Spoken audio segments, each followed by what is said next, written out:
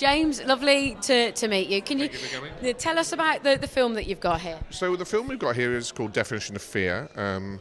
It's a psychological horror shot in Canada, involving 4 girls who go to this remote, beautiful house by a lake and find that it's not the weekend they'd planned. It's got lots of twists. I know that's a pretty basic story, but lots of twists. It stars the main actress, an actress called Jacqueline Fernandez, who's a huge Bollywood star. I think has 25 million people on Facebook.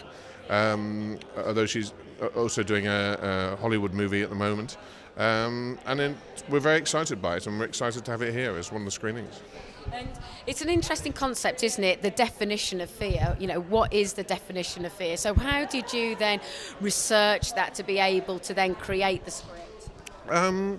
I'm really into psychology. I've been into things called NLP, neuro-linguistic programming, and Darren Brown, all that stuff. And I had the idea of it'd be nice to play with people's minds. And fear, the whole premise of this film is that fear can be manipulated. So the main character takes 3 girls away for the weekend to make a short secret film about how they can manipulate fear for her degree submission. But then something happens that wasn't planned for, and in fact it isn't just her that's playing with these girls' minds, and the whole thing turns to be quite a horrific experience for them. What's interesting watching this as well is that it's obviously fear is very subjective, isn't it? And so for you bringing in different elements of fear that will affect people in different ways must have been quite challenging as well. It was challenging. In fact, what was funny about this film, I mean, I've been involved in the film industry, music industry first as a writer, producer, then film. I think I've been involved in 30 films, from films like with Pacino, De Niro in. And this was obviously a reasonably low-budget film compared to those Hollywood films. And I will tell you, everything went wrong on this film, really. And it was the best planned project I've ever done.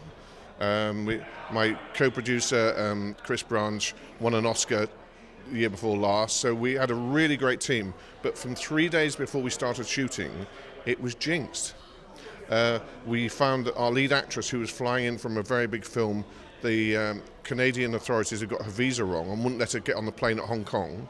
So we had to literally go up to the Prime Minister of Canada, luckily, and get it turned around. Then 5 days into the shoot, and I'd already lost 3 days, there was a terrorist attack. Literally, I had an armed guy with a machine gun guarding me in my hotel, wouldn't let me out of the room, and ISIS went and shot dead a soldier in Ottawa, which was on all the news. I did 3 broadcasts from my hotel, and we had quite a few senators staying at our hotel, so they locked down our hotel. It was literally across the road, and this poor soldier got shot, and then I think, if you probably remember it, a man ran into the Parliament building, was shot dead trying to kill the Prime Minister, or the Premier, and it was just crazy. I had 60 or 70 crew locked 20 miles away, and I couldn't get there with Jacqueline because we were locked down for a whole day. And so it was kind of, it's not a thing you normally put in your budget and your schedule, a terrorist attack.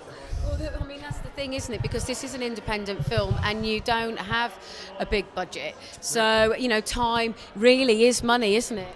Yes, I say that for all producers. You have to do, and directors, you have to do as much homework as you can and prepare for the reason you never know what fate's going to throw at you. And I've done all these films. I've never obviously had a terrorist attack, and and it was actually a sober thought. I did a live radio broadcast from the hotel with BBC Radio, and at the end of it, I suddenly thought, actually, I'm panicking because my crew's doing nothing, 70 miles away, but there's some poor wife with 2 young children whose husband's not coming home today because he's been shot dead. So it does put it into context.